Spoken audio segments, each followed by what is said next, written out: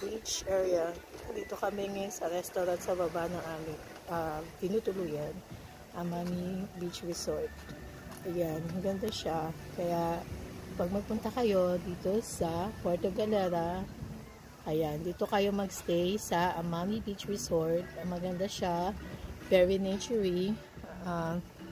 Maraming puno, hindi katulad sa city, walang masyadong puno. Dito makakapag-relax ka. Ayan, may mga spot para sa mga relaxation. Meron pang mga cottages. At malapit siya sa beach. At so far today, dahil every morning high tide siya, ayan, mataas yung tubig. Gaya ng video na nasa unang reels ko. Ayan.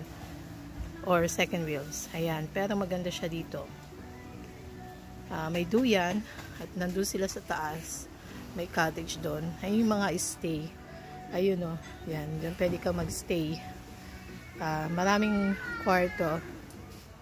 So, ayan. Amami Beach Resort. At including breakfast siya. So, may breakfast kami. Enjoy!